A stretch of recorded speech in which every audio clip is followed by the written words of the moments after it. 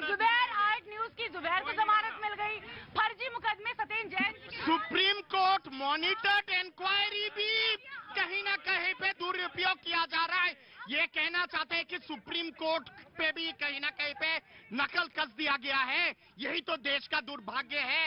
एक चीज और कहता हूँ, सपना मेरा टूट गया, शराब का रेवड़ी।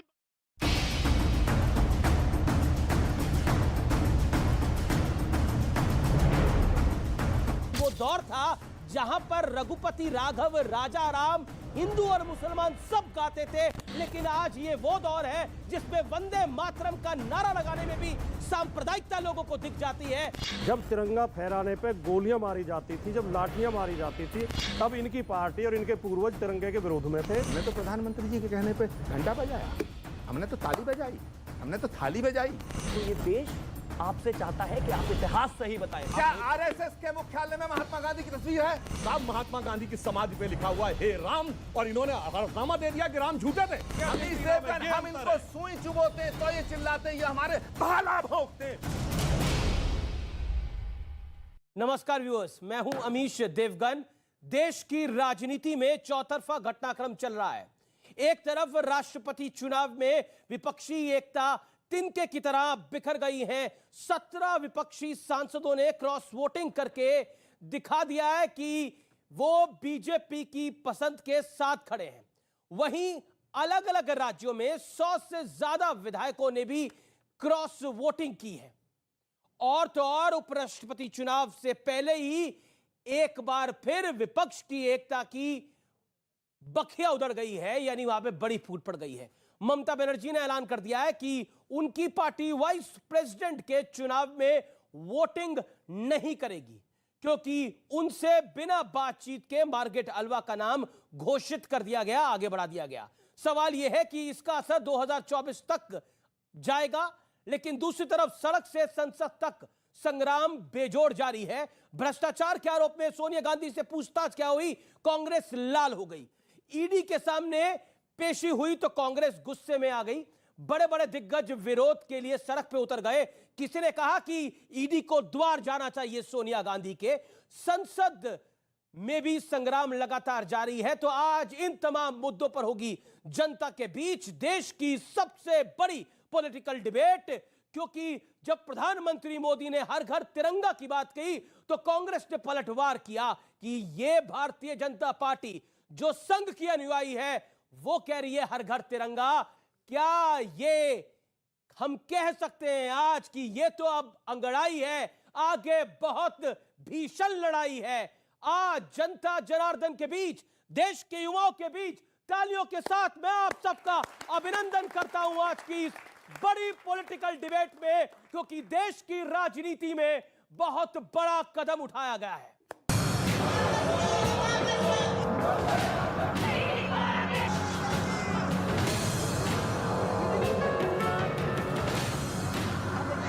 देश में मॉनसून का सीजन चल रहा है, लेकिन सियासत आग उगल रही है। संसद में विपक्ष जोरदार हंगामा कर रहा है। मुद्दा जीएसटी, महंगाई और अग्निवीर है। आरोप है कि सरकार इन मुद्दों पर बहस से भाग रही है, जबकि सरकार का दावा है कि नियम के मुताबिक वो किसी भी मुद्दे पर बहस को तैयार है। 17 लोकसभा में आज तक प्राइस राइस को लेकर सेपरेटली एक भी चर्चा नहीं हुई। अग्निपथ को लेकर Rajnath Singh ji all party meeting में ये कहा था कि हम अग्निपथ पर चर्चा करने के लिए बिल्कुल तैयार हैं। अभी क्या बहाना बनाते हैं वो सब जुडिस मैटर है। संवैधानिक रूप से नियम के अनुसार हर विषय पर चर्चा के लिए पूरी तरीके से तैयार है, लेकिन कांग्रेस पार्टी तैयार नहीं है कि कंस्ट्रक्टिव रूप में चर्चा हो और सुचारू रूप से संसद चले। दूसरी ओर सोनिया गांधी की ईडी के सामने पेशी को कांग्रेस नेशनल क्राइसिस बताने में जुटी है। सत्याग्रह के नाम पर जोरदार हंगामा हुआ, आगजनी तक हुई। जो उनकी पर्सनैलिटी जो उन्होंने आ रहा है एक, और जो 70 प्लस एज है उनकी, उसमें मतलब ईडी खुद को कन्हैया करा के पूछताछ करेंगे आप मेरे मान। सत्याग्रह नहीं दुराग्रह है कांग्रेस पार्टी का। परिवार जब पार्टी की संपत्ति को अपनी जेब में कर रही है उसको बचाने का दुराग्रह है। हैरानी की बात है, गांधी परिवार के खिलाफ जांच के विरोध में अजीबोगरीब तर्क दिए जा रहे हैं।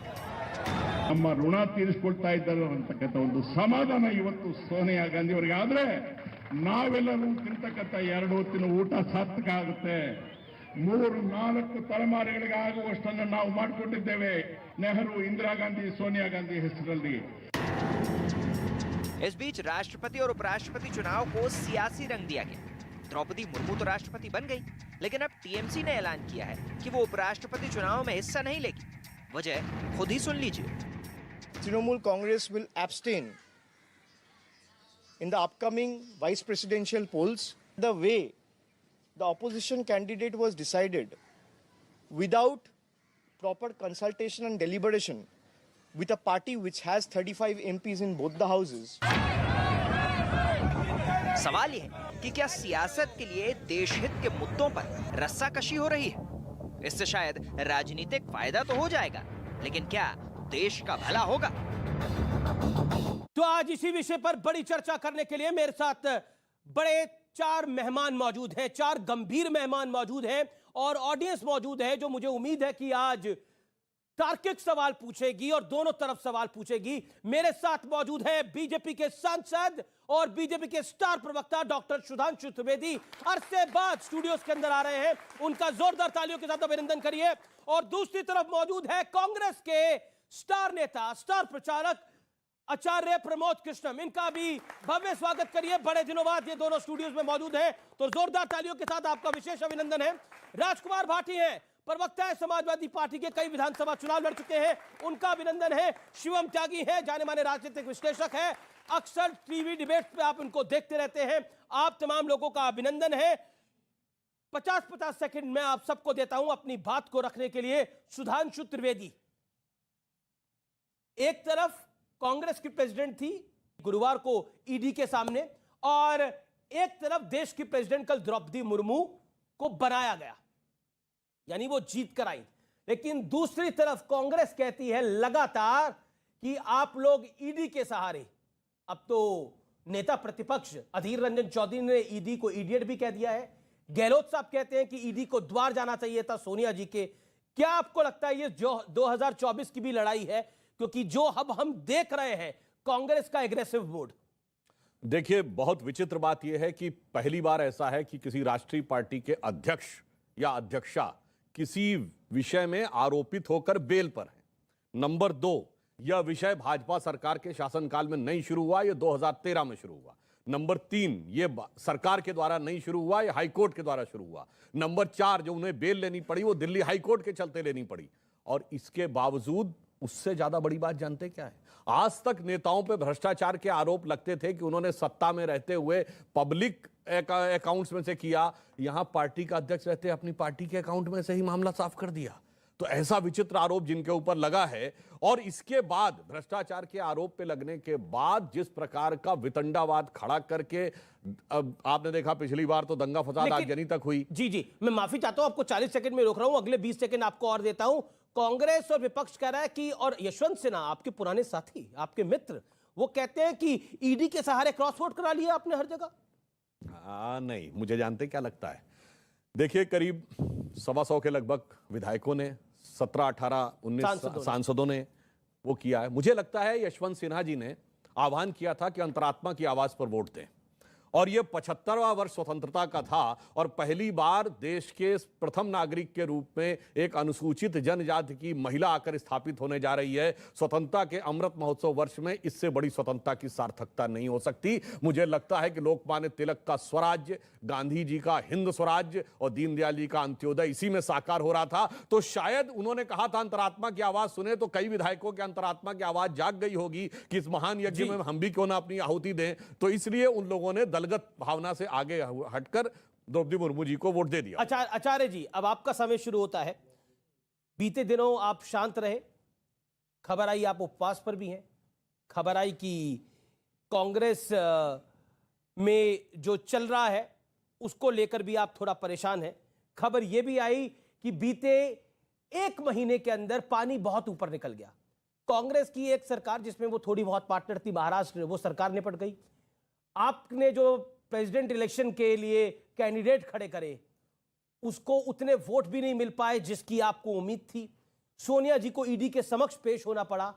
क्या कहना चाहते हैं बीते 1 महीने पर आप? और देखिए अमीश देवगन जी, पहली बात सुधांशु त्रिवेदी जी ने एक बात कही कि पहली बार ऐसा हुआ है कि किसी राजनीतिक दल का राष्ट्रीय अध्यक्ष ईडी के सामने पेश हुआ है। अरे भाई नहीं ये नहीं कहा, ठीक है, बेल पर कहा, बेल पे है, बेल पहली बार, और अपनी पार्टी के अंदर घोटाला करने का। दो बातें। अब सुधांशु जी, आपकी पार्टी के राष्ट्रीय अध्यक्ष थे बंगारू लक्ष्मण जी, वो तो टेलीविजन पे पैसे लेते हुए दिखाए गए थे।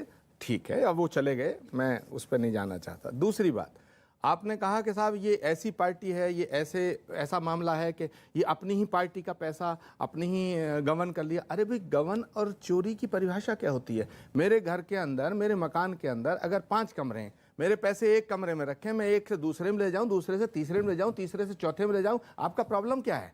ये हमारा कांग्रेस पार्टी का पैसा था। कांग्रेस पार्टी ने किसी से दूसरे से लिया नहीं, कांग्रेस पार्टी ने किसी दूसरे को दिया नहीं।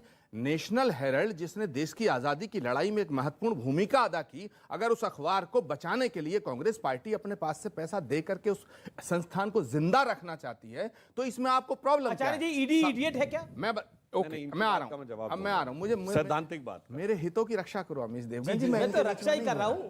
Amish Devgan, prevention money laundering act क्या है? जो पीएमएलए जिसको कहते हैं, वो है कि पैसा किसी और मद का है, उसका कोई और इस्तेमाल हो।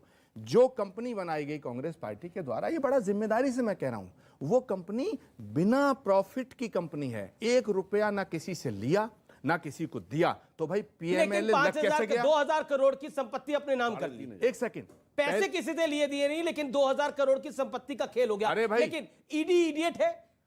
नहीं, ईडी इडियट है ये आपके किसने नेता कहा? ने बोला। कौन से नेता ने बोला? अधीर रंजन चौधरी। मैं अधीर रंजन चौधरी मेरे नेता नहीं है। तो ठीक है, आपके नेता कौन है? मतलब वो नेता प्रतिपक्ष तो वही है, राहुल जी तो है नहीं। सुनिए, मैं बता रहा हूं, मैं अधीर रंजन चौधरी कांग्रेस के एक बहुत बड़े नेता हैं, लेकिन मेरे नेता हैं ये नहीं है, ये मैं बिल्कुल नहीं मानता कि मैं अधीर रंजन चौधरी को अपना नेता मानता हूं। ठीक है, और वो भी मुझे अपना नेता नहीं मानते होंगे। हो सकता है इस बात पर विवाद हो, लेकिन मैं सत्य कहने के लिए जाना जाता हूं और मैं सत्य कहने से नहीं डरता हूं। दूसरी बात मैं कहना चाहता हूं अमीश देवगन जी, कि अगर थोड़ी देर को मैं कह दूं कि लाल किला आपके नाम हो गया, तो क्या आपके नाम हो जाएगा? आप भेज देंगे? कैसे हो जाएगा? तो ऐसे ही नाम कर दिया नहीं हो जाएगा। इसीलिए नेशनल हेराल्ड किसी की भी संपत्ति निजी ना थी, जवाब देना चाहते हैं। इसलिए ये सारे आरोप अमीश, सारे आरोप बेबुनियाद हैं और गांधी फैमिली को बदनाम और उनके कैरेक्टर असैसिनेशन की एक साजिश है। ओके, देखिए इसमें 2 बातें हैं। एक तो इन्होंने बहुत अच्छी बात कही, अधीर रंजन चौधरी जो नेता प्रतिपक्ष हैं, वो नेता नहीं है, बड़का नेता नहीं है, वो छुटका वाला नेता जो खाली सांसद है वो नेता है। कांग्रेस, इनकी गलती नहीं, ये नहीं है, सारे कांग्रेस के नेता। भाई आज राहुल गांधी कुछ नहीं है, इसके बावजूद राहुल गांधी के लिए बवाल हो रहा है। अरे भाई, ना वो कांग्रेस के अध्यक्ष हैं, ना नेता प्रतिपक्ष हैं, और सारे बवालों और समस्याओं की जड़ वही है। तो है, आप सुधांशु भूल जाते हैं, वो गांधी है। अब वो गांधी होना कितना महत्वपूर्ण है, वो आचार्य जी के बयान से आया। नेशनल हेराल्ड क्या बताया जाता था? स्वतंत्रता संग्राम सेनानियों ने अपने पैसे से स्थापित की, और आज 75 साल पे क्या कहा जा रहा है? घर का मामला था, इधर से उठा के उधर रख लिया, उधर से उठा के इधर रख लिया, तो क्या फर्क पड़ता है? और एक सैद्धांतिक बात, टेक्निकल बातों के ऊपर कानूनी बात पे ईडी करेगी। 3,500 करोड़ की संपत्तियां जिस कंपनी की हो, वो 90 करोड़ के कर्जे में बिक गई। ये बात कितनी तर्कसंगत लगती है? और महत्वपूर्ण बात यह है कि आपको पता है नेशनल हेराल्ड का प्रकाशन कब बंद हुआ? 1993 में। किसकी सरकार थी? केंद्र में कांग्रेस सरकार थी। लेकिन कांग्रेस को लगता है कि ईडी के सामने आप सोनिया गांधी को बुलाकर गांधी परिवार पर दबाव डाल रहे हैं। वो महंगाई का मुद्दा ना उठाए, वो जनता के मुद्दे ना उठाए, वो अग्निवीर का मुद्दा नहीं उठाए। घबराई हुई है बीजेपी, डरी हुई है बीजेपी को डर लगता है गांधी परिवार। जवाब दीजिए इस बात। नहीं, मैं जवाब देता हूं, पहले यथार्थ समझिए, उसके बाद समझ में आएगा। ये बताइए 2004 से 14 के बीच में राजीव गांधी फाउंडेशन को उसी दौर में 100 करोड़ से अधिक की सरकारी सहायता मिलती है, और नेशनल हेराल्ड को 90 करोड़ रुपए की सहायता पहुंचाकर ये कर्जे से बचा नहीं सकते थे। कितनी लॉजिकल बात है। 1993 में अखबार बंद हो जाता है, जिसको कहते हैं नेहरू जी ने संस्थापित किया था। अरे कांग्रेस की सरकार रहते हुए 1 अखबार नहीं 3 अखबार बंद हो जाते हैं। नेशनल हेराल्ड, नवजीवन, कौमी आवाज, ये बात गले के नीचे उतरती है। अगर तीनों को 1-1 करोड़ का विज्ञापन भी दे देते 3 साल तक, लेकिन मेरे तो पॉइंट का उसके जवाब, उसके क्या 90 करोड़ महंगाई का से खर्चा डरती है पूरा हो जाता। बीजेपी? हाँ, क्या अब इसलिए रियल बता मुद्दों रहा से डरती है बीजेपी? अरे अब मैं जो बात जी कहना जी चाह रहा हूं, 20 सेकंड में जवाब इसका। इसलिए हकीकत में ये भाजपा ईडी का डर नहीं है, तो इनके कर्मों का डर है, जो स्वतंत्रता संग्राम सेनानियों के साथ उनकी ईमानदारी से बने हुए इस संस्थान का। अब इन्होंने क्या किया, इधर से 100-150 करोड़ अंदर आ गया राजीव गांधी फाउंडेशन में, और उधर से 90 करोड़ के बेस के ऊपर कई हजार करोड़ की संपत्ति अपनी हो गई। अगर अपनी थी तो मैं कह रहा हूं सारे परिवार के सदस्य क्यों उस ट्रस्ट में? हमारे यहां भी श्यामा प्रसाद मुखर्जी ट्रस्ट है, पार्टी का जो अध्यक्ष होता है वो उसका अध्यक्ष होता है, कोई भी अध्यक्ष रहे, चाहे नड्डा जी थे, पहले वेंकैया जी के जमाने में बनी थी, राजनाथ जी थे, गडकरी जी थे, अमित शाह जी थे, नड्डा खबर जी यह थे। है कि सारा ब्लेम मोतीलाल वोरा पे डाला जा रहा है। मोतीलाल वोरा तो इस दुनिया में है नहीं, कोई ऊपर जाके तो पूछेगा नहीं। आचार्य जी, पॉइंट ये है, क्या आपको लगता है जिस तरह से, क्योंकि ईडी का खेल बहुत पुराना है, ऐसा तो नहीं है कि नया खेल है। देखिए आजम खान भी ईडी के द्वारे गए थे, याद होगा आपको, ईडी के द्वार उनको भी जाना पड़ा था। हाल ही में उनके एक बाइट आई है जिसमें वो लुल्लू मॉल को नहीं पहचान पा रहे, वो कह रहे लोलू है, लुल्लू है, गुल्लू है, टुल्लू है, मुझे पता नहीं लग रहा क्या है। तो ये ईडी का चक्कर बहुत खराब है। क्या कांग्रेस इसमें फंस गई है? अशोक गहलोत तो कह रहे हैं कि ईडी को सोनिया गांधी के द्वार जाना चाहिए था। देखिए अमीश देवगन, सुधांशु जी की 2-3 बातों पर गौर करिए। पहली बात, इन्होंने कहा साहब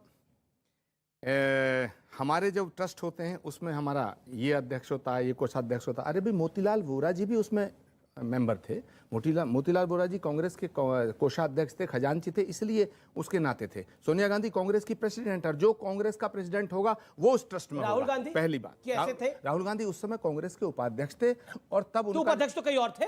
अरे भाई अध्यक्ष भी रहना कांग्रेस के, जो कांग्रेस का अध्यक्ष रहेगा, पदेन अध्यक्ष रहेगा, वो उस ट्रस्ट का मेंबर रहेगा, ये उसका क्लॉज है नंबर। ऐसा है नहीं, ऐसा अध्यक्ष नहीं था हमारे यहाँ, पदेन अध्यक्ष वहां बाई नेम सोनिया गांधी थी, बाई नेम राहुल गांधी। चलिए सुधांशु जी जो कह रहे हैं फिलहाल मान लीजिएगा, फिलहाल क्योंकि इनकी माननी पड़ेगी, ठीक है। वो इनकी बात नहीं, इनकी बात इसलिए सही है कि वहां वही व्यक्ति हमेशा जीवन पर्यंत अध्यक्ष रहना है, इसलिए पदेन अध्यक्ष लिख दो या सोनिया गांधी लिख दो, बात बराबर। अच्छा, आज सुधांशु जी अपने स्वभाव के मुताबिक नहीं बोल रहे हैं, बीच बीच में कूद रहे हैं जैसे कि इनके और राष्ट्रीय प्रवक्ता करते हैं। मेरे अधिकारों का हनन हो रहा है, ठीक है, पर मैं अपनी बात को रखूंगा, मैं रखना चाहता हूं।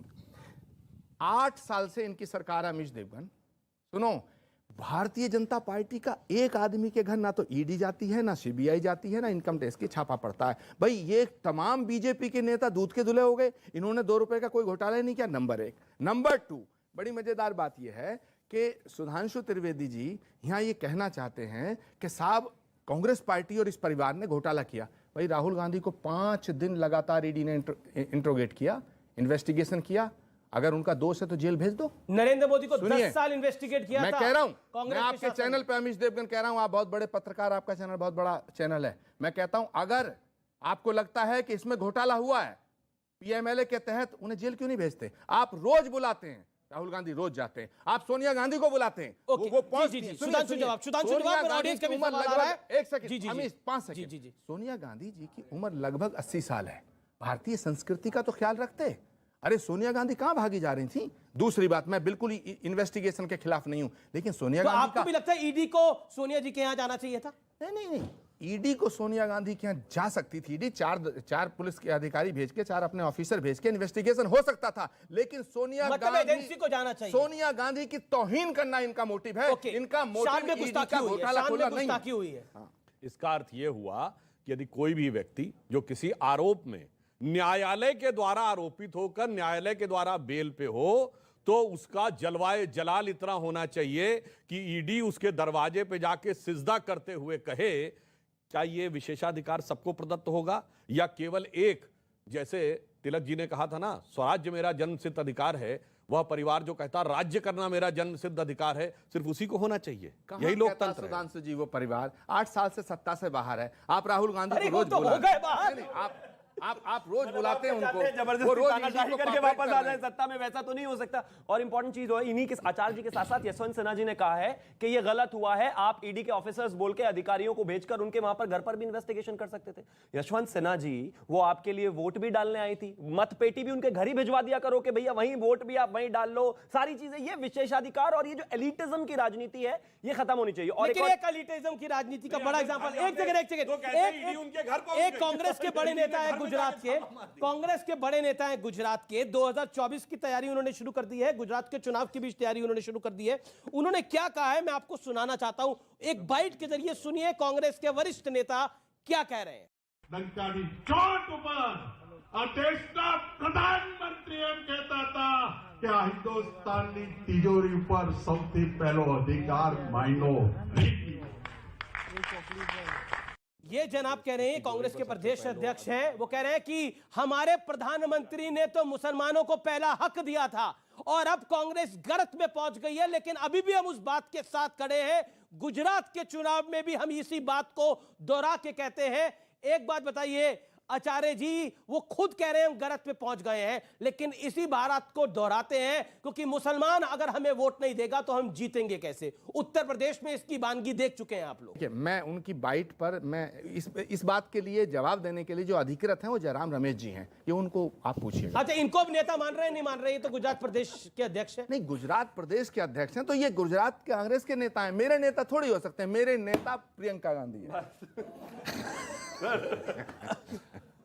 आपकी नेता प्रियंका गांधी है, तो जब तक प्रियंका जी कुछ नहीं बोलेंगे आप कुछ नहीं बोलेंगे। कुछ के नेता राहुल गांधी जी हो सकते हैं, कुछ के नेता सोनिया जी हो सकती हैं। तो ये काफी मतलब कांग्रेस के अंदर भी मतलब एक पेड़ से कई सारी धाराएं जा रही हैं, तो हर धारा अपने लिए जिम्मेदार है, पेड़ किसी चीज के लिए जिम्मेदार नहीं है। देखिए, इंटरेस्टिंग बात है। हम सनातन संस्कृति के ध्वजवाहक हैं जी। हमारे यहाँ स्वेच्छा से, अरे आचार्य जी, कांग्रेस के अकेले साधु हैं आप। अरे स्वेच्छा से कहां आपको कुछ मिल गया अभी तक? सुनिए, हमारे को अधिकार प्राप्त है जो हमारी सनातन संस्कृति ने दिया है। ये सनातन संस्कृति ठाकुर साहब कौन सी निभा रहे हैं? अरे सुनो ना, हम भगवान शिव को भगवान माने, हम भगवान राम को भगवान माने, हम कृष्ण को भगवान माने, हम पीपल को भगवान माने, हम सांप को भगवान माने, हम गाय को भगवान माने, हम गंगा को भगवान माने, हम किसी को भी मान सकते हैं। इसलिए नेता मानना मनुष्य की व्यक्तिगत अधिकारों की बात है। भगवान है सारे उसी परिवार में, किसी को भी मान लो, भाई को, बहन को, माता जी को, परिवार में उसी में है सारे। ठीक है, इन्होंने कहा। अच्छा, अब मैं विषय पे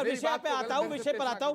क्या आपको लगता है ये जो राष्ट्रपति चुनाव हुआ जिसमें आपके भी कैंडिडेट थे यशवंत सिन्हा, उनकी एक बहुत बड़ी हार हुई है और द्रौपदी मुर्मू की बहुत बड़ी जीत हुई है, लेकिन ये एक मैसेज 2024 के लिए भी है। बीजेपी एक अंडरलाइन देने की कोशिश करी और वाइस प्रेसिडेंट का इलेक्शन है, टीएमसी कह रही है कि हम वोट ही नहीं करेंगे, तो विपक्षी एकता को तो झटका लग गया है बहुत बड़ा। नहीं, एक तो उमर अब्दुल्ला कह रहे हैं कि भूल जाइए विपक्षी एकता, ये मोदी रहेगा 2024 तक। भारत का संविधान 1950 में लागू हुआ और 1950 से अब तक जितने राष्ट्रपति के चुनाव हुए हैं, अगर आपने सबका अध्ययन किया होता तो आप इन शब्दों पर इतना जोर न देते कि बहुत बड़ी हार हुई है और बहुत बड़ी जीत हुई है। एक दो चुनाव को छोड़कर लगभग सभी चुनाव में यही प्रतिशत रहा है। डॉक्टर राजेंद्र प्रसाद को दूसरे चुनाव में 99.56% वोट मिला था और कई प्रत्याशियों को, किसी को 98%, 95%, 85%। तो ये तो चुनाव का प्रचलन है। भारतीय जनता पार्टी एनडीए इस समय सत्ता में है, उनकी प्रत्याशी थी, निश्चित था उनका जीतना, लेकिन चुनाव लड़ना भी जरूरी था लोकतंत्र की रक्षा के लिए। हम लोगों ने हिम्मत दिखाई, एक परंपरा का पालन किया, बिना चुनाव के, बिना प्रत्याशी खड़े किए तो राष्ट्रपति बन जाते तो देश के लोकतंत्र का अपमान होता। तो हम ईमानदारी के साथ, मुद्दों के साथ और विचार के साथ चुनाव में हमने प्रत्याशी उतारा, जीत गए। वो जितनी वोट से जीते ठीक है, आपको बधाई। इसमें तो कोई अजीब बात नहीं। आपको लगता है बीजेपी रियल मुद्दों से भाग रही है तभी ईडी की आड़ में आ रही है जैसा कांग्रेस आरोप लगा रही है? देखिए अमीश जी, मैं बड़ी ईमानदारी के साथ ये कहना चाहता हूं कि मुझे कहने का कोई अधिकार नहीं है कि सोनिया गांधी और राहुल गांधी ने कोई गड़बड़ी की है नहीं की है, वो अब दोषी है या नहीं है। लेकिन इतना मैं दावे के साथ, यानी शक आपको भी है, इतना दावे के साथ कह सकता हूं कि भारतीय जनता पार्टी की सरकार ने ईडी और इनकम टैक्स की कोई साख छोड़ी नहीं है, कोई विश्वसनीयता बची नहीं है। क्या जिस तरह इनका दुरुपयोग किया जाता है, मैं कहना यह चाह रहा हूं कि अजीत पवार जो महाराष्ट्र में थे, शरद पवार जी के भतीजे, उनके खिलाफ कई मुकदमे थे, उन्हें रातों रात इन्होंने शपथ दिलवा दी। गलत था। इसलिए मैं बोल रहा हूं आपको क्योंकि मैं उस पूरी खबर को मैंने देखा है, ऐसा कुछ नहीं था। क्लैरिफिकेशन ईडी के ऑफिस से भी आया था, सीबीआई कहां से भी आया था। मेरा वाक्य पूरा हो जाता तब आप खंडन करते तो ज्यादा अच्छा रहता। जी। उनके मुकदमे वापस लिए गए जब वो भारतीय जनता पार्टी के समर्थन में आ गए। पश्चिम बंगाल में शुभेंदु थे, उनके खिलाफ मुकदमे कायम हुए। जब वो तृणमूल कांग्रेस छोड़कर बीजेपी के साथ आ गए, उनके मुकदमे वापस ले लिए गए। और ऐसे 50 सैकड़ों उदाहरण हैं कि जो भारतीय जनता पार्टी के समर्थन में बोल देता है उसके घर ना ईडी जाती है, ना इनकम टैक्स जाता है, ना सीबीआई जाती है, ना पुलिस जाती है, ना न्यायालय के नोटिस आते हैं। एक बात बताइए भाटी साहब, ये लोकतंत्र का भाटी मजाक साहब, बना के रख भाटी दिया साहब, भारतीय जनता पार्टी ने। आपने बोला जो बीजेपी के खिलाफ बोल देता है उसके पास ईडी भी चली जाती है, इनकम टैक्स भी चले जाता है, सीबीआई भी चली जाती है। अखिलेश जी को मैं बहुत दिनों से जानता हूं, बहुत समय से जानता हूं, लगातार वो बीजेपी के खिलाफ बोलते हैं, शायद अभी तक कोई नहीं गया। आप लगातार 8 वर्षों से लगातार बीजेपी की को लॉजिकली क्रिटिसाइज करते हैं, नरेंद्र मोदी को क्रिटिसाइज करते हैं, उनकी नीतियों को क्रिटिसाइज करते हैं, बेसिकली योगी को क्रिटिसाइज करते हैं। आपके यहाँ तो ईडी सीबीआई आईटी कोई आया अभी तक? अगर कोई चोर पकड़ के कोर्ट में लाया जाए और जज उससे कहे कि तू तो चोर है, तूने तो बहुत चोरी करी है, और चोर कहे कि जज साहब मैंने आपके घर में तो चोरी नहीं की, आप मुझे चोर क्यों कह रहे हो? तो ये कोई तर्क हुआ? चोर कौन है भाई? मेरे खिलाफ नहीं हुई कार्रवाई, मेरे नेता के खिलाफ नहीं हुई, तो इसका मतलब ये दूध के धुले हो गए। अखिलेश यादव जी के दिनों आपने बोला जो खिलाफ बोलता है, मैंने तर्क दिया, अखिलेश जी भी खिलाफ बोलते हैं। अखिलेश जी की ये कोई कमी पकड़ नहीं पा रहे, उनके तो आगरा लखनऊ मतलब कमी है, मतलब कमी है। आपने भी कमाल का भिगोया, कमाल का मारा आपने, मानना पड़ेगा, मानना पड़ेगा। आपने बोला कमी है। ओके, सुधांशु कुछ कहना चाह रहे हैं? सुधांशु, देखिए, पब्लिक के पास आपने कहा कि कोई बोल दे तो क्या वो हो जाएगा। उदाहरण देना चाहता हूं, 2019 में कांग्रेस ने मैनिफेस्टो में कहा था कि देशद्रोह का कानून हम समाप्त कर देंगे, बहुत खराब कानून है। पर आपको पता है 2019 के बाद देशद्रोह का कानून सबसे पहले किसने प्रयोग किया? वही महोदय जो कल सोनिया जी के पक्ष में प्रेस कॉन्फ्रेंस कर रहे थे, अशोक गहलोत। किसके खिलाफ प्रयोग किया? किसी अपराधी के खिलाफ नहीं, एमएलएस के खिलाफ। किन एमएलएस के खिलाफ? अपनी पार्टी के एमएलए और मंत्री के खिलाफ, क्योंकि उन्हें लगा था कि उनके खिलाफ कुछ बोल रहे हैं। और हम अगर विद्वेष की भाव रखते तो ये बताइए, जिसने कहा था मोदी जी की बोटी बोटी काट डालूंगा, तो किसी ने मौत की कामना की, तो पता नहीं हिटलर की मौत, कुत्ते की मौत, क्या क्या बोला गया। किसी के घर कभी पुलिस गई? आर पार में वक्त है एक ब्रेक का, लेकिन ब्रेक के बाद बाइट ऑफ द वीक आपको मैं दिखाऊंगा आजम खान ने ऐसा क्या बोल दिया कि लोग हंस भी पड़े लेकिन लोग कंफ्यूज भी हो गए। आज आपको मैं वो भी सुनाऊंगा एक छोटे से अंतराल के बाद इस बड़ी पॉलिटिकल चर्चा में। ये बताइए, सीबीआई तोता है, ये किसके लिए कहा गया? सुधांशु जी नोट कर लेना, जब सरकार बदलेगी तो बताऊंगा सीबीआई तोता है या मैना, याद कर लेना।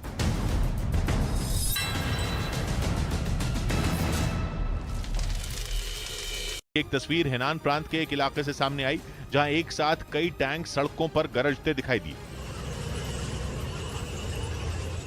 असल में चीन में बड़ा बैंकिंग संकट खड़ा हो गया है। हालात इतने खराब हो चुके हैं कि कई बैंकों ने पैसे निकालने पर अप्रैल महीने से ही रोक लगा दी है, जिससे उन बैंकों में पैसा जमा करने वाले लोगों की परेशानी बढ़ती चली गई, क्योंकि वो अपने खाते से एक पैसा भी नहीं निकाल सकते। और इसी वजह से चीन में हजारों लोगों के सब्र का बांध टूटता चला गया और उन्होंने शी जिनपिंग सरकार के खिलाफ मोर्चा खोल दिया।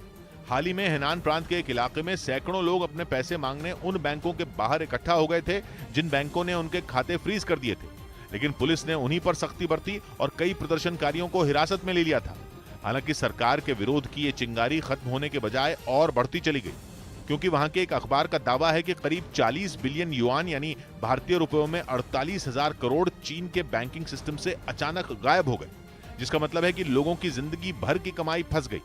खबर है कि इस संकट के लिए वो लोग जिम्मेदार हैं जिन्होंने चीन के कई छोटे छोटे बैंकों का कंट्रोल अपने हाथों में लेने के लिए बड़ी साजिश रची थी। उन्होंने फर्जी तरीके से करोड़ों के लोन लिए, जिससे उन बैंकों को भारी चूना लगा और इसी वजह से चीन के कई बैंकों का यह हाल हो गया। लेकिन कई प्रांतों में लोगों को उनके पैसे वापस करने का भरोसा देने के बजाय उन बैंकों ने अपने दरवाजे बंद कर दिए और इसके पीछे सिस्टम अपग्रेड करने का बहाना बनाया गया, जिसके 1 महीने बाद तक तो लोगों ने अपना धैर्य बनाए रखा, लेकिन जब उन्हें कहीं से भी अपने पैसे वापस मिलने की उम्मीद नहीं दिखी, तब उन्होंने वो कदम उठा लिया जो आमतौर पर चीन में देखने को नहीं मिलता। सैकड़ों लोग सड़कों पर उतर आए और दिनों दिन ये संख्या बढ़ती चली गई और देखते ही देखते चीन की सरकार का विरोध शुरू हो गया, जिससे घबराकर अब वहां की सरकार ने उन्हें टैंकों से डराना शुरू कर दिया। लेकिन चीन की सड़कों पर टैंकों की तैनाती ने 1989 की उस घटना की याद दिला दी जब राजधानी बीजिंग में जोरदार प्रदर्शन हुए थे। आज से 33 साल पहले वहां की सेना ने हजारों प्रदर्शनकारियों पर टैंक चढ़ा दिए थे। उस खौफनाक कार्रवाई में 3000 से भी ज्यादा प्रदर्शनकारी मारे गए थे। बताया जाता है कि उस वक्त लोकतंत्र की मांग करते हुए लाखों प्रदर्शनकारी बीजिंग में जुटे थे। यूक्रेन ने रूसी सेना के खिलाफ अमेरिका से मिले घातक हथियारों का इस्तेमाल तेज कर दिया, क्योंकि पूर्वी यूक्रेन के ज्यादातर इलाकों पर पुतिन की सेना अपनी पकड़ मजबूत कर चुकी है। और ऐसे हालात में यूक्रेन को अमेरिका से मिला बेहद ताकतवर हथियार हाईमार्स यानी high mobility artillery rocket system उसके लिए संजीवनी साबित हो रहा है, जिसकी मदद से किए गए हमलों का एक वीडियो भी उसने जारी किया। वीडियो में यूक्रेन के सैनिक हाइमार्स की मदद से रूसी सेना के ठिकानों पर मिसाइलों की बरसात करते नजर आए।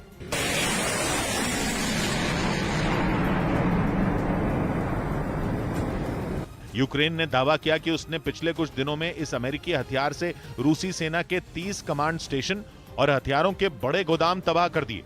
अपने रॉकेट लॉन्चर की इस कामयाबी को देखकर अमेरिका भी गदगद हो उठा और उसने यूक्रेन को 4 और हाइमार्स देने का ऐलान कर दिया। Which the Ukrainians have been using so effectively and which have made such a difference on the battlefield. असल में हाइमार्स एक ऐसा चलता फिरता हथियार है जो एक साथ कई मिसाइलें लॉन्च कर सकता है, वो भी ऐसी मिसाइलें जो जीपीएस का इस्तेमाल करती हैं और सीधे अपने टारगेट पर ही फटती हैं। जांच एजेंसियां यह पता लगाने में जुटी हैं कि आरोपी कुलदीप के पास सैटेलाइट फोन कितने दिनों से था, उसने इसका इस्तेमाल किया था या नहीं, क्योंकि एक रोज पहले ही उसे लखनऊ के अमौसी एयरपोर्ट पर सैटेलाइट फोन के साथ पकड़ा गया था। जांच में यह बात भी सामने आई कि आरोपी कुलदीप पिछले कई दिन से छिपा हुआ था और वो एयर इंडिया की फ्लाइट AI 626 से मुंबई होते हुए दुबई जाने वाला था, लेकिन लखनऊ के अमौसी एयरपोर्ट पर चेकिंग के दौरान वो पकड़ा गया। उसके पास से प्रतिबंधित सैटेलाइट फोन बरामद हुआ। जांच के बाद जो जानकारी सामने आई उसके मुताबिक सैटेलाइट फोन दुबई के बड़े कारोबारी खल्दून खलीफा अल मुबारक का है और लखनऊ एयरपोर्ट पर सैटेलाइट फोन के साथ पकड़ा गया कुलदीप उनका घरेलू नौकर है। जांच के बाद सुरक्षा एजेंसियों ने बताया कि कुलदीप 1 महीने पहले सैटेलाइट फोन लेकर यूपी आया था। मतलब ये कि वो 1 महीने से सैटेलाइट फोन के साथ यूपी में रह रहा था, जिसकी भनक किसी को नहीं थी। हालांकि सैटेलाइट फोन मिलने के बाद से सुरक्षा एजेंसियां सतर्क हैं। जांच के दौरान यह भी पता चला कि कुलदीप उत्तर प्रदेश के उन्नाव का रहने वाला है, जिसके खिलाफ लखनऊ के सरोजनी नगर थाने में केस दर्ज कर लिया गया है। आरोपी कुलदीप से पूछताछ के बाद पुलिस ने बताया कि वो खल्दून खलीफा का नौकर होने के साथ उनके अबू धाबी में मौजूद घर में इलेक्ट्रिशियन का भी काम करता है। सुरक्षा एजेंसियों की जांच में ये बात भी सामने आई है कि आरोपी 20 जून को छुट्टी लेकर उन्नाव आया था। आरोपी कुलदीप का कहना है कि अबू धाबी से उन्नाव आने के लिए वो अपने मालिक यानी खल्दून खलीफा का बैग लेकर चला आया और उसी बैग में ये सैटेलाइट फोन रखा था। इनका कहना है अपने साथ में लेकर आए थे और इनके पास लगभग काफी दिन तक फोन रहा। लेकिन यूपी में दुबई के कारोबारी के सैटेलाइट फोन के आने से खुफिया एजेंसियों के कान खड़े हो चुके हैं, क्योंकि जो सैटेलाइट फोन कुलदीप के पास से मिला है वो स्विट्जरलैंड में बना था और अब सुरक्षा एजेंसियां ये पता लगाने में जुटी हैं कि 1 महीने के दौरान इसका इस्तेमाल कब और कहां किया गया। कुलदीप से पूछताछ में पता चला कि वो अबू धाबी से 20 जून को दिल्ली लौटा था और दिल्ली एयरपोर्ट पर उतरने के बाद वो सड़क के रास्ते उन्नाव आया था। लेकिन सवाल यह है कि जब कुलदीप दिल्ली एयरपोर्ट पर उतरा था तो वहां जांच के दौरान सैटेलाइट फोन क्यों नहीं पकड़ा गया। हालांकि जांच एजेंसियां इसका पता लगाने में जुट गई हैं। इसके लिए दिल्ली के इंदिरा गांधी अंतर्राष्ट्रीय हवाई अड्डे के अधिकारियों से भी पूछताछ शुरू कर दी गई है। असल में सैटेलाइट फोन मिलने से हड़कंप इसलिए मचा है क्योंकि भारत में इसके इस्तेमाल पर पाबंदी है, क्योंकि फोन की कनेक्टिविटी सीधे सैटेलाइट से होने की वजह से इसकी किसी भी कॉल को ट्रेस नहीं किया जा सकता। ऐसे में देश की आंतरिक सुरक्षा को खतरा पैदा ना हो, इसे देखते हुए भारत में इसे बैन कर दिया गया है। उधर खबर है कि भारत के रफाल से डरकर चीन ने LAC के पास अपने हर एयरबेस पर नए हैंगर बनाने शुरू कर दिए हैं, जिनके जरिए वो अपने लड़ाकू विमानों को रफाल से बचाना चाहता है। क्योंकि एक खुफिया रिपोर्ट में दावा किया गया कि भारत के रफाल के खौफ से चीन LAC के पास के अपने हर एयरबेस पर खास इंतजाम कर रहा है। जिन्होंने बढ़ाया भारत का मान, उनके लिए सबसे बड़ा सम्मान अमृत रत्न, आजादी के 75 साल का जश्न चलता रहा है सिर्फ न्यूज़ 18 इंडिया पर।